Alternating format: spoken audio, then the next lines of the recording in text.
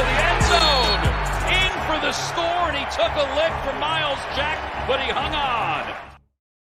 Welcome to New Stripe City, a YouTube channel for diehard Bengals fans. I'm your host, Ace Boogie. I'm joined by a special guest today. My cousin, we played on the same football team together. He will be known on this channel as the coach. So, Coach, let them know about what you'll be doing in terms of this film review that we got going on here. So right now we'll just be going over several plays for Carlos Dunlap today. That's what we're doing. We're doing Carlos Dunlap, right? Yeah, we're going to do both today. And talk about mostly the situation, what he should have did, what was going on, and try to give you a clear understanding from a football perspective, not just, a casual fan perspective. Right, and I wanted to bring him on because he's played in that front seven. He's got experience from playing in that position. So I wanted to bring his insight into it. As you guys know from yesterday, I talked about playing wide receiver, running back, and some cornerback in high school. But this is his specialty, so I wanted to bring him in, and he has a great football mind for sure. So let's get into this first play. So it's 1st and 10. That should tell you everything. Okay, so we got Carlos Dunlap. He sits in the hole, but the thing is here with Lamar Jackson, slow it down. Stop it. Let's go back about 4 seconds. So right here, he sits in the hole, which he's supposed to do, but he doesn't get outside the back there where he's supposed to make Lamar Jackson turn it back inside. He's supposed to be the contain on that play because it's a pass option. The corner has what would be the pinch man if there was a pitch man, but on that play, he's supposed to sit in the hole and make him turn it inside. Well, he's not supposed to let him get on the outside, but luckily he didn't really get anything out of that. So he did what he was supposed to do initially. It's just at the end. So we're going to see here, right here. When the ball is snapped, he steps down, looks, watches right there. Now he has to get outside. He has to get outside much quicker than that. But he was in the right place. So he was still able to keep Lamar Jackson and let the linebackers feel to be able to make the play to keep him from getting completely outside. Right, and I think, like you said, it looked like he tried to play the run, and this was actually the play that they tried to call like roughing the passer on him, and they actually just released a clip on Twitter that shows that Lamar Jackson flopped on this play. So as you can see, he kind of fell down. He drew a penalty. He actually admitted to flopping on this play later. So that brings us to the next one. Yeah, so we got another 1st and 10, second quarter. Okay, so we got him at the top of the screen. He comes in, bull rushes. Now, this is the thing about this play right here that's pretty good is that he takes him straight to the quarterback. Doesn't even let him really let him have a time to really set his feet. He just bull rushes in. Look at that. Pushing right to the quarterback. That's what you're supposed to do. Pushing right to the quarterback. You can't get stalemated there. When you decide to bull rush on a play like that, you have to push your man to the quarterback, and that's exactly what he did. And I think that was the one where he got a sack on the play for sure as well on that play from that bull rush. Lawson also touched Lamar, it looks like, on that play as well. But, yeah, like you said, that was a great bull rush there. Well, his bull rush – well, hold on. Stop it for a second. So his bull rush allowed Carl Lawson to be able to get in, like, disrupt LJ there because – he pushed him so far back to the quarterback. The quarterback either has to slide to Lawson or he has to step up. He couldn't do either, so he had to slide to Lawson. He couldn't step up. So when he couldn't step up, he couldn't make look downfield for another option or whatnot. And there you go. Result of the sack. Right. All right. So we've got this other play right here. Let's bring it back. So it looks like this is 2nd and 14. And this was also a game where Carlos didn't start. We all saw that. So it seems like they were really primarily using him as a pass rusher in the previous game. This is back when he was still a starter. So now we're into the Jaguars game. So we're going to go ahead and let this ride. Hold on. Before you start that, plus now you got to realize you can leave it right there. You got to realize that this would be considered either a passing down or a running down. Now, more than likely is more so a passing down because it's 2nd and 14, 2nd and long, and you're in the red zone area. So right here, we know that Carlos Dunlap knows that it's not going to be an inside run here. More than likely, they're going to pass the ball. So, and look at the set that they're in. They are in trips to one side, single receiver on the other side, and then we got single back. So, and the Bengals look like they are in man across the board. So we know that he needs to get to the quarterback immediately. All right, so it looks like Carlos is over here to the left. Yep, slowed it down a little bit. Yep, top of the screen. Okay, he makes an outside move, but goes back inside. But with that move, he allows his other defensive lineman to get to the quarterback. So he starts outside, hard push to the outside, then steps back inside. Great move there. So go ahead. You can. Oh, okay. It's running in slow mo. Okay, yeah. So he starts outside, makes contact. Whoop! Right inside, right there. Rips through inside. There you go. Now somebody can make a play. There you go. He made the play on the ball makes too. The play. He makes up. The play. Slapped it down. And that's what you're supposed to do. Pause there real quick. See, and I don't understand why he's not starting, because he's the left defensive end. He's on the side that the right tackle is on. That's not the best of the offensive linemen, but his job is to be disruptive. It's not necessarily to get sacks. It's to be disruptive, like on that play right there, because most quarterbacks throw to their right, so he's either gonna make the sack or try to go put his hands up to block the pass. Now, if he was on the right side, he would more so be, trying to get to the quarterback, get the sack, or strip sack him. You know what I'm saying? So, but him being on the left side, though, he's supposed to be more disruptive, and that's exactly what did on that play. Right. So now we got a 2nd and 6 here. Looks so like he's at Carlos. The bottom of the screen now. Yep. That's him right there. Let's see here. He takes inside. See, it's just a run play. But see, even with that run play, let's run that back just a little bit. Let's see here. So it's when you're playing defensive end, it's kind of harder to especially in the NFL, because tackles, normally you reading the offensive lineman. If the tackle steps back, it's usually a pass play. And the tackle step back on that play. And normally on a run play, the tackle will step forward or the offensive lineman will step forward. So you're looking for that. But when he stepped back, you're not thinking run, you're thinking pass. So in that position, he was taken out of position, but normally he would crash in on that play, because this is just a simple handoff. So if you see here, we got the linebacker setting up. He's setting up in the C gap. See, he takes that outside because the tackle number 74 steps back. So normally he was supposed to crash down right on that play, but he couldn't because he read the offensive lineman correctly and actually did what he was taught to do, from a perspective of technique and whatnot. Nah, that's what's up. So this is the coach. This is my cousin, man. He's great at breaking stuff down. He's had some experience playing in this position, so that's why I brought him in to talk to you guys here on this one. Let me move back real quick. This is first and 10, ball on the 27. Looks like the Eagles 27. The Eagles 27. Okay, like so this Dunlap. is passing down. We got, looks like we got a tight end and 3 receivers. Okay, and 1 back. So it looks like we got Dunlap at the bottom of the screen. Yeah, because that's Hubbard. Yep, sure is. Okay, see that? He sits in the hole, but he sits there a little too long. Gotcha. So let's go back. Let's slow it down. So when this is where he made the mistake.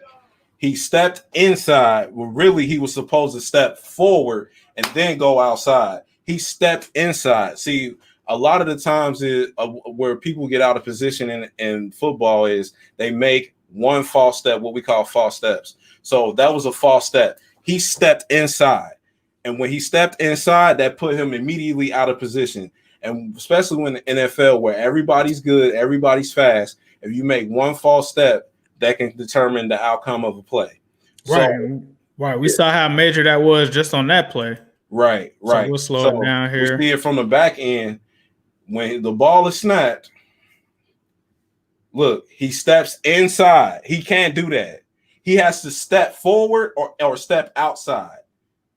He stepped inside. And there you go. We get a long run out of that play.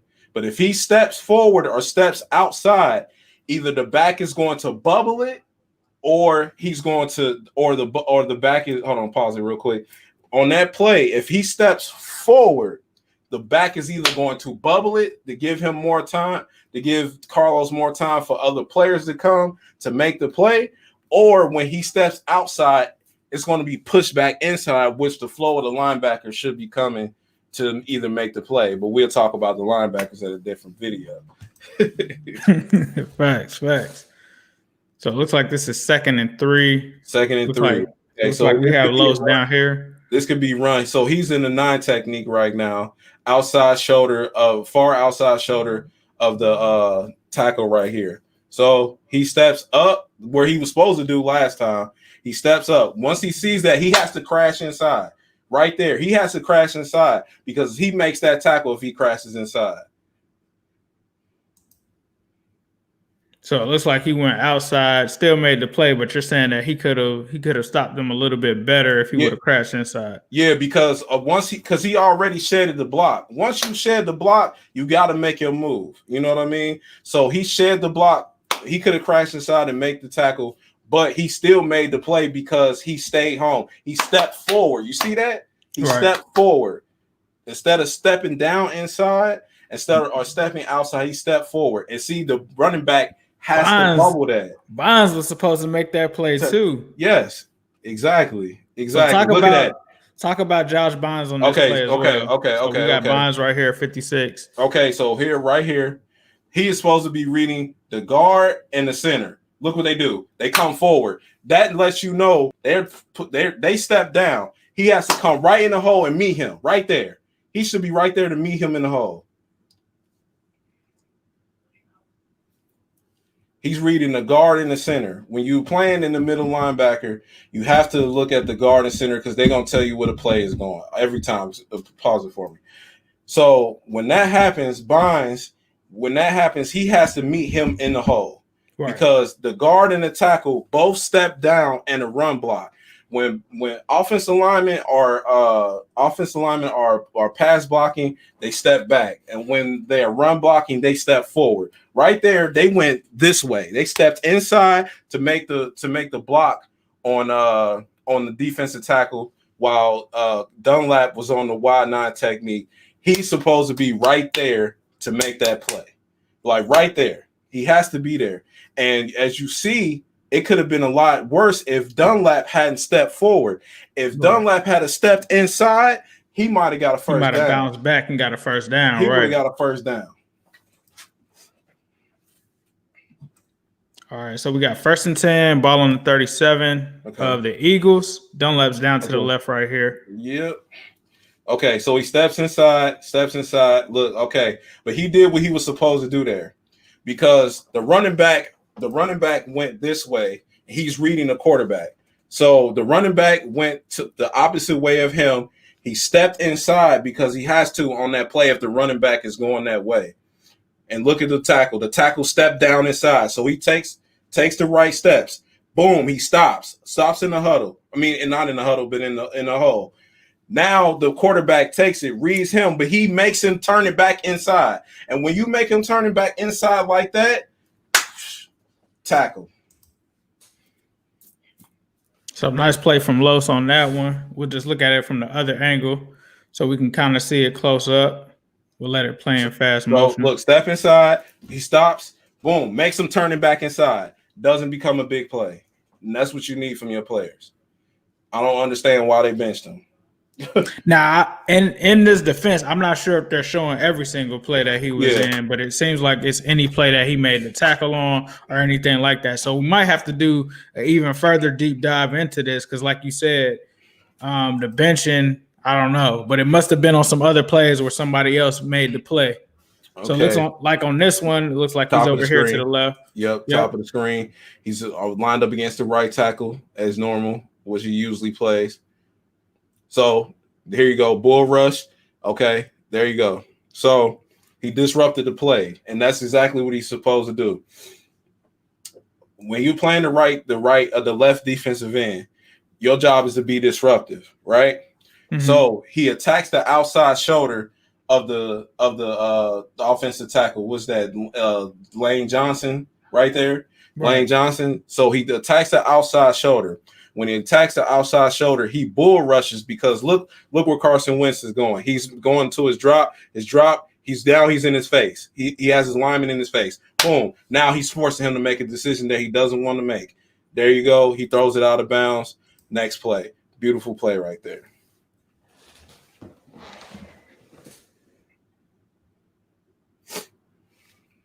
So it looks like this one is 1st and 10, ball on the 25. I'm assuming the Eagles 25, but we'll see. Yeah, Eagles 25. Okay, Eagles 25, 1st and 10. So this could be a rundown. Based on this formation, this definitely looks like this is going to be a run, though, from the Eagles. But I'm not sure. But it looks like it's going to be a run. So we watch the lineman and see Deshaun Jackson going into motion. Okay, so we are in man here. So the tackle steps down inside. Boom. See that? He has to, but look at him. He might have stepped too far, though. But he makes him turn it inside. Boom, make the tackle. Now, in that instance, he made a false step, but his false step caused the running back to be confused and made him turn it back inside, which was what you want. You don't want that to get contained broken on that play, because look at this right here. If he decides, oh, I'm going to bounce it outside, that could be a problem. But he doesn't, because he steps in the right way when Zach Ertz comes to block him. He sheds the block with what we call a wrong arm right there. Wrong arm, got inside and made him turn it back inside. We make the play, save him from a first down. This is the coach, y'all. This is why I brought him on. He knows all about the defensive line. 2nd and 6 here, or front 7 period, but yeah, he knows what he's talking about. More linebacker than anything, though. More linebacker than anything. I can tell you how to play that any day of the week. Okay, so we got Dunlap back at the top right here. What down was this? I'm sorry, I didn't see. Let's go back. Let's see. It is 2nd and 6. Ball 2nd and 6. 2nd and 6. Possibly we can say a 70-30 run pass right here. But we'll see what the formation is. Formation is we got 2 tight ends in the game, 2 wide receivers are back. So we got Hubbard playing in the wide 9, Dunlap playing in the 7 technique. So here it looks like it might be a run play, might be a pass play, depending on okay. So we got an inside handoff. He's right there where he's supposed to be. Woo! Right there where he's supposed to be. Man, and y'all bench this guy? That's where he's supposed to be. I can't wait a minute. Just pause. Before we look at this from a different angle, you cannot play the run better than that. You can't play it better than that. He shed his blocker, caused penetration, because the worst thing for a running game in an NFL or any level is penetration from the defensive lineman. He gets penetration. He stops in the hole, makes him make the decision. He couldn't make the decision that he wanted to make, and Carlos Dunlap makes the tackle. So, trick play. He steps in the hole right there. Boom. Makes him bubble. He stepped forward. He didn't step inside. He stepped forward. Make the tackle. Beautiful play right there by Mr. Dunlap. And so I think these are all the plays that he probably made a tackle or a sack on. So it might be, like we said, that we might have to go to some of these plays on film and just see what was going on with him not being in there. Honestly, though, we looking at this Philly game. Okay, so it looks like he's at the bottom of our screen. Steps inside. Now, this is the thing here. When he sees the running back coming in right here, you can see him. If he doesn't wait, now he's supposed to have contained, but the running back has committed to coming in to run it in the middle. He committed there. So me personally, I would have blew Jason Peters off the ball to try to make that tackle. Just me. And I'm not saying that's a bad play from him, but they got more yards than they probably should have, because if you can take that back a little bit. Is this the same play? Yeah, is this the same play? Okay, Different okay, angle. okay. So let's see here. We got Hubbard playing the one technique. Sheesh, okay. Never seen that happen. Hubbard playing the one technique. Steps in. Now he steps inside. See, he looks. Soon as I seen Jason Peters coming in from that pull, you blast him off the ball. You make that running back either have to jump over him, bounce it, but you don't let him get nothing easy right there. Like right there, boom, I'm crashing right there on Jason Peters. Crashing on Jason Peters to make sure that he doesn't have that hole right there to get those yards. Get those yards. And like I said, he still made the play. Not a bad play from Dunlap, but I'm just saying, me personally, I'm trying to take Jason Peters' face off on that one right there. Right. So 2nd and 13, ball on the 12. No, 2nd and 3. 2nd and 3. I'm sorry. Yeah. Ball on the 12. So looks now like you got to watch the run pass, but look at the formation that they're in. They got like a pass. They got Ertz split out, not split out, but basically in a slot. We got 2 wide, 3 wide. I mean, 3 trips to the one side, and we got 1 running back. So we know they're passing the ball. He attacks the outside. Let's see here. He bull rushes again. Tries to force him to throw it, and he does anyway. Which that I mean, I don't know if I could call that a good play on him or a good play on Carson Wentz. A bad play on Carson Wentz, because Carson Wentz probably shouldn't have thrown that. And you know what that was like. Pause that. You know what that? Oh no, go ahead, play it. You know what that was like? That was like a rebound in basketball. He went up, missed it. Oh, went up again. Oh, got it. I got the offensive rebound. You see that? You know what I mean? Right. So, and that right there is what he's supposed to be doing. He's supposed to be disruptive. He's not supposed to be necessary. Yes, you want him to get sacks. Everybody wants him to get sacks. But he's playing on the right tackle, not the left tackle. The left tackle is the best offensive lineman on the team. He's meant to protect the quarterback, especially a right-handed quarterback, at all times. So the left defensive end compared to the right defensive end is supposed to be disruptive, because that's the side that he throws on. So that side, you want him to put his hands up. You want to make him force him to do a bad decision. And so far, from what I'm seeing from Dunlap, especially in this Eagles game, he played a heck of a game. So 2nd and 10 here. This is in overtime. Okay. Eagles are on their own 11. Let's slow it down a little bit. Yeah, he's in the bottom of the screen. We got looks like a passing formation to me. Definitely with the trips on the right. But one tight end. But look, they crash down. So run block. He steps inside. Look at that. Woo! And see, he did right there what he should have did to Jason Peters. He was supposed to blow. Look, if you run it back, Lane Johnson, he engages and right there into the middle. Lane moves back, so it's a pass. So he knows. Well, no. It's a run. They step forward. So if Lane steps back on this play, that's somewhat confusing. So that's not right. Yeah. So look. Lane steps back. Everybody else is moving forward though. So that's a run play. Right. That's a mistake by Lane. Yeah. He read the play correctly. What's that called? That's not a zone block, but what type of block is that? Because it's like it's not man. It's not necessarily man on man. Yeah, he does look like he's hurt. Look like he was hurt right there. Still made the play. Let's see here. So you got Jason Peters, Kelsey, and whoever the right guard is. He steps. Look, they step down inside. Step forward. What is he signaling here? It looked like he's signaling something. He must be signaling to the linebacker. He's telling them which way he going in, which way he going. So he goes inside, disrupts the play. He shed the block, got inside. There you go. Quick play, gain of what? Maybe 3 or 4 yards. No, that was a good stop. Right. He read that perfectly because it looked like, from all indications, that it could have been a passing play, but he read it. He read it. For sure. All right. So we got another. Let's see here. We look like we got Ertz in the slot.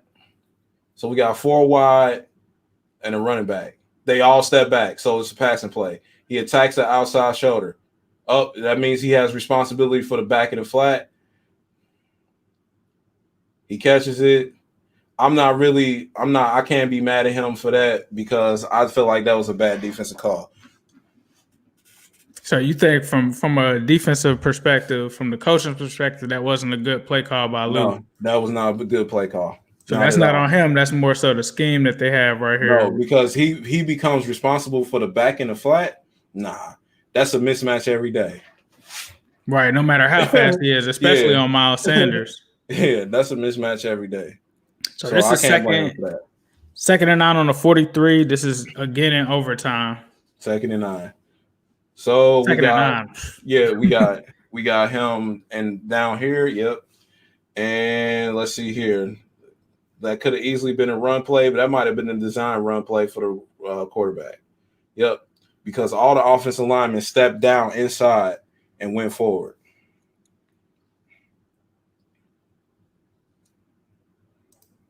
Goes in motion, so we in man. They look, down. See how that they all stepped down inside. I don't think he was gonna ever throw it. I don't think he was gonna ever throw that. Right. Doesn't look like it. Because at this point, the linemen were already a yard and a half or more downfield. If he throws that ball, that's a illegal man downfield. You know what I mean? Right. So I don't think he was ever going to throw that ball. So it looks like that ended the Eagles game. So now we're moving on to the Browns game. So this looks like 3rd and 7, and it's on the 25.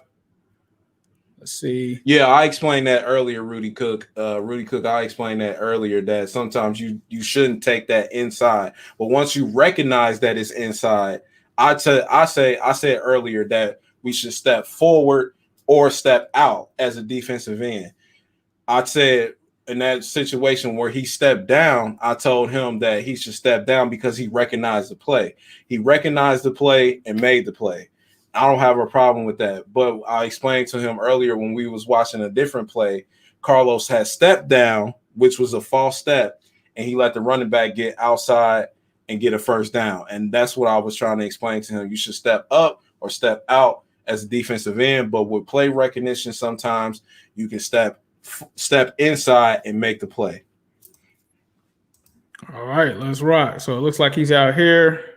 This is the Cleveland game. Let's run it in regular speed first. Oh, 9 technique, and he okay. So they didn't get him. He attacks the outside shoulder, goes back inside. He comes back across the formation, which I've never seen a right defensive end do, which is crazy. That was actually a pretty good play, though, considering the fact that he was the right defensive end. He attacked the outside shoulder, came back down the line, what we call coming down the line as a defensive lineman. He came down the line and forced Baker Mayfield out of bounds, which was a beautiful play considering he was the right defensive end. See that? Poof, he comes down the line. Boom. Smart play right there. Smart play right there, because that could have easily got more yards.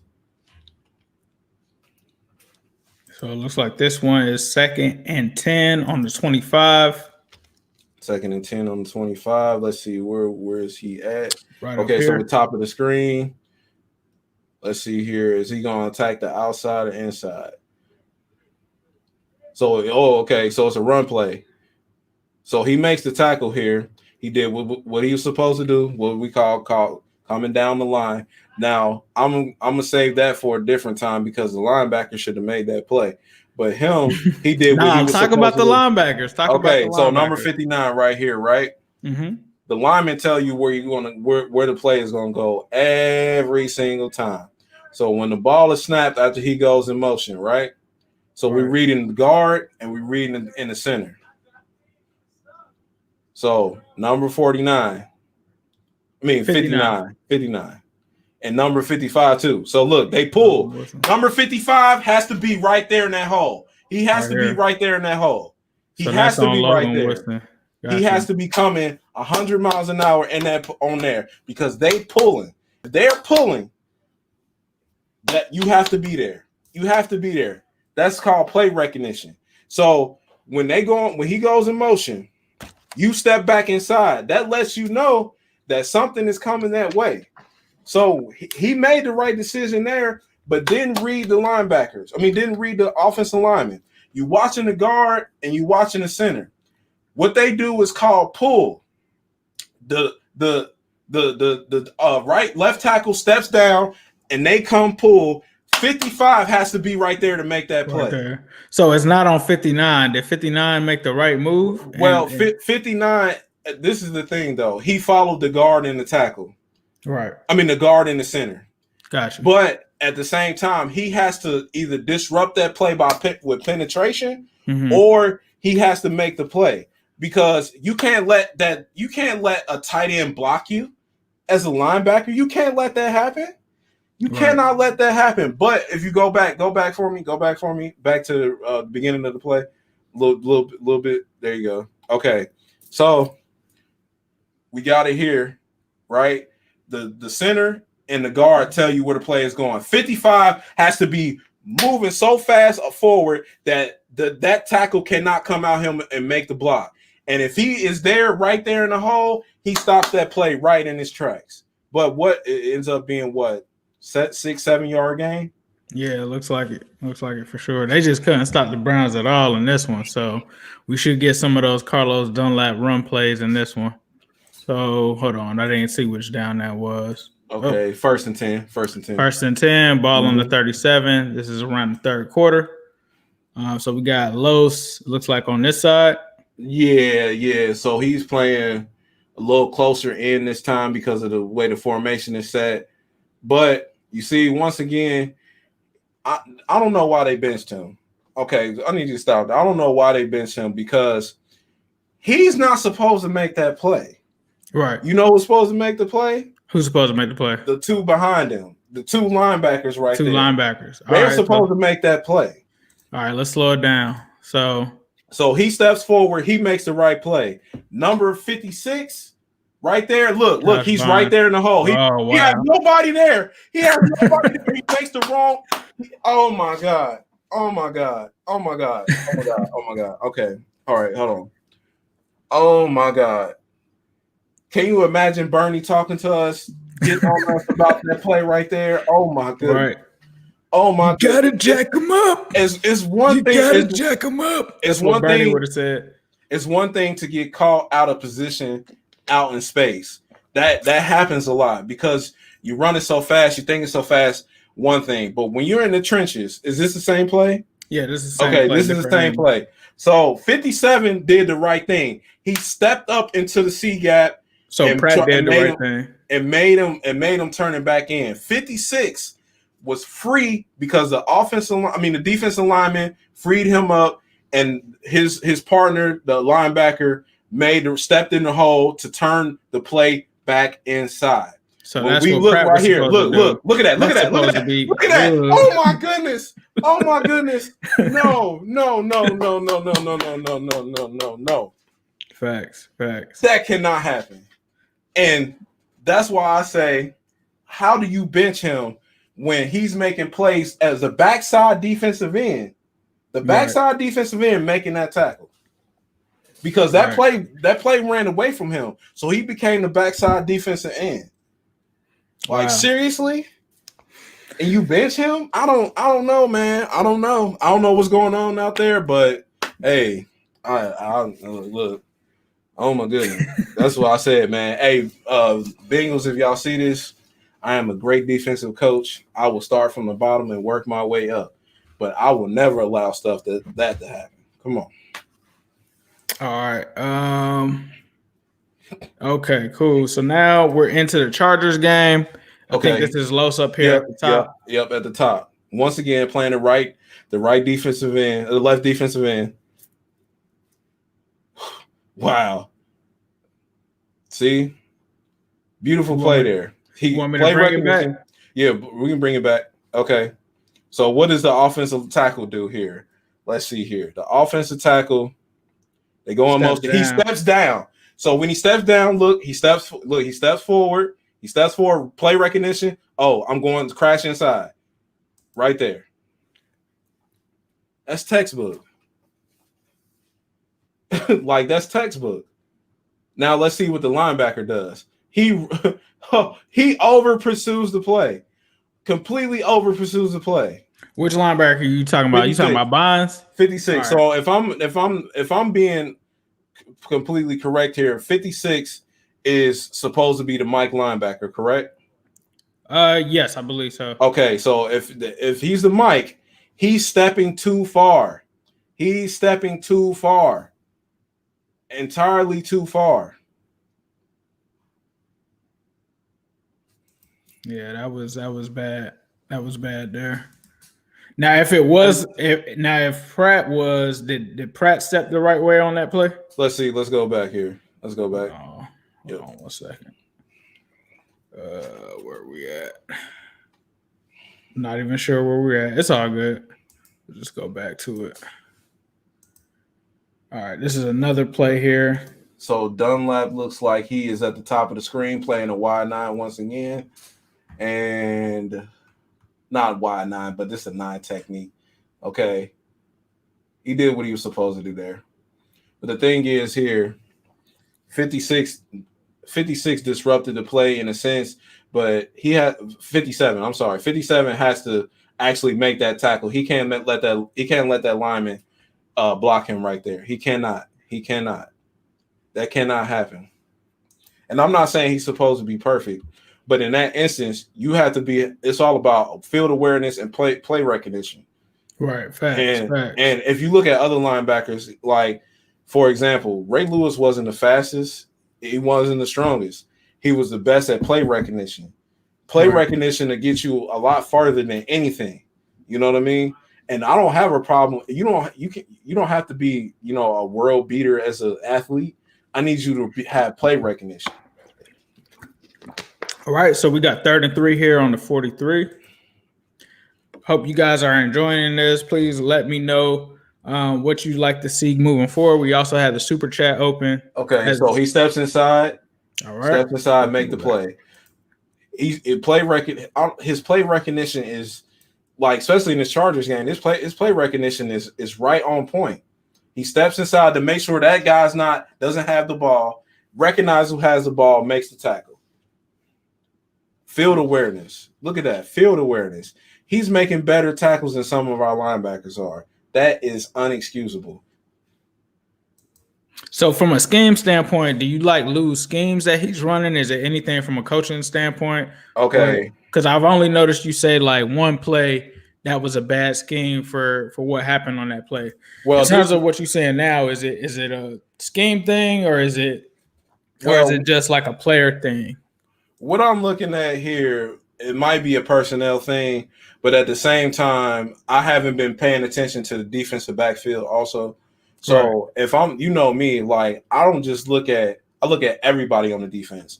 Like I didn't play corner, but I know what the corner is supposed to do. I didn't play safety, but I know exactly what the safety is supposed to do because I was a middle linebacker. I called the plays. I called the coverages. I called the lineman shifts. I knew exactly where everybody had to be. Right. You know what I'm saying? So with that being said, I have to look in its totality because I think we were talking about this yesterday, and you were like, do you want to talk about defensive line or front seven? And I'll say I can do the front seven and safeties because corner is a little different. You know what I'm saying? Because it's more about technique than anything. You know what I'm saying? Right. But what I'm saying is to say is when I look at it from a totality standpoint, yes, from what I've seen just from watching the games and whatnot, yes, I think it's a scheme thing. But mostly it's a personnel thing because who you have on the field, especially at linebacker, doesn't have the play recognition. You know what I mean? And I'm not saying this is all I'm doing is analyzing what I'm seeing compared to your peers. I'm not saying it to me because I wasn't the greatest linebacker, but I knew where to be at and what position I needed to be in. Right. You rarely caught me out of position. You know what I'm saying? Right. If now it was one thing, somebody faster than me, stronger than me, but I was never out of position. So when I'm saying I'm comparing you to your peers, if you Bengals players see this, all I'm saying is this: field awareness and play recognition is going to be your bread and butter, especially when you're playing for a team like us who may have to rely on their defense if our offense is not getting it going. Fact. So now we have 3rd and 3 on the 3-yard line. Let's go ahead and let this rock. Chargers game 13-13, fourth quarter right now. So it looks like we got Los over here. Yep.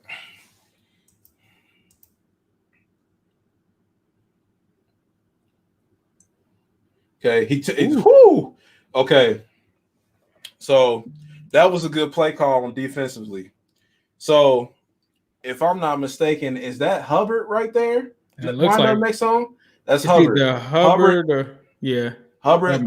Wait, I can't. Logan Wilson. Logan Wilson. Logan Wilson. So Logan Wilson attacks the outside shoulder of the tackle.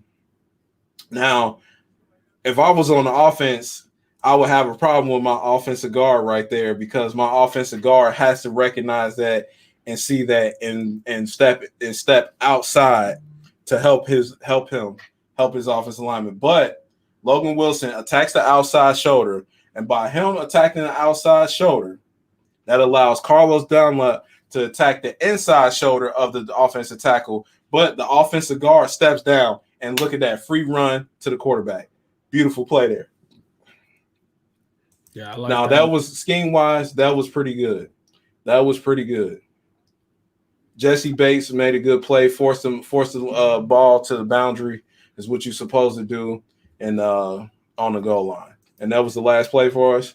Yeah, that was the last play right there. So What were your thoughts? I hope you guys enjoyed this. We got the super chat going. I'm going to be doing these cut the films, and I'm going to be having the coach on, assisting me on things that I know that he has expertise on, because you wouldn't have got any of that from me. I'm telling you that right now. I didn't know anything about what the defensive line was supposed to do because, like I said, I played corner. The only time you remember me playing the defensive line is when Coach Hancock used me as like a hybrid like nose tackle. I'm small. So, but he was using you for your speed. That's the thing, because especially back then, a lot of teams weren't running spreads. A lot of teams weren't running, complex offenses in high school. They were running a lot of run offenses. So with that being said, like I said earlier, when you get penetration in the run game, that disrupts it. So by it being disrupted, he was using you for speed, because the speed he was getting right past everybody every time. They were basically using me like Geno Atkins. I was just supposed to run around the center because I was fast and try to get to the quarterback. Exactly. And so basically what I'm going to get here, I see in one of your comments, it says, for me personally, I don't like Dunlap in the 2-point. To me, I get what you're saying in the 2-point stance. It's all about how you feeling. I think it's more of a personal thing, because it seems like he does it sometimes here, sometimes there, 2-point, 3-point, I like it. It has to come, whatever you're going to do on that play, you have to feel comfortable to doing it, because the more you feel comfortable on the field, the better you play. So whether he's in a 3-point or a 4-point, 2-point, whatever that it may be, I just want him to be comfortable. Nah, facts. Let me go through some of these questions. So it looks like we haven't had many, but man, I enjoyed that myself, bro. I'm gonna have to go back and watch that. I love how you broke that down for sure. It looks like someone wants to see T. Higgins next. I think one of the ones we want to do, I want to do the linebackers. So that was today's breakdown, but we'll be back with the linebackers. We're gonna look at Josh Bynes. We're gonna look at Logan Wilson. We're gonna look at all of those guys' plays together, all in one thing. So him, Pratt, Bynes, all of the linebackers. And we can look at the safeties too, like I said, because I got some things that I want to say about Jesse Bates and Von Bell. Like, I know Zim said that Jesse Bates has had a Pro Bowl season. I say maybe 2 games here and 2 games there. So 2 bad games and 2 good games. That's just me. Okay, yes. yeah, we'll definitely have to look at Jesse Bates for sure. We'll take a look at Von Bell, and I kind of like this that we're going player by player, and still being able to also conversate about some of the linebackers and other people that messed up on those plays, because I really like how you talked about the mistake that Josh Bonds made there. But please be sure to subscribe, comment, and like. This is the new segment that we're doing called Cut the Tape On. You're going to see it sometimes with me. You're going to see it sometimes with the coach. And sometimes we'll be on here together. So stay tuned for that. And as usual, I'm going to leave you guys with a who day, all day, every day, and especially on Sunday. He gave his rookie-laden Bengals a high mark as they passed from the kindergarten of preseason to the first grade of regular league play. Cincinnati's best came in the first quarter, the first time they had the ball. Quarterback Dewey Warren and fullback Tom Smiley combined for Cincinnati's first pass completion. Bengal founder Paul Brown fashioned this novel design, as new to the game today as the forward pass was a century ago. Montana dragged down at the 31-yard line. In 1996, the Bengals finished strong and finished right. Touchdown! Yes! You tell you what, we're not worthy. We're not worthy. We got a bow to Corey Dillon. Bulldog from the 32 with Mixon in the backfield. It's Dalton out to Mixon. He's got some room. It's Mixon diving up and over. We're gonna hammer home competition, preparation, and diligence in everything we do. It's a new year, same old question. How do you stop 85? They're looking down the field to the home run.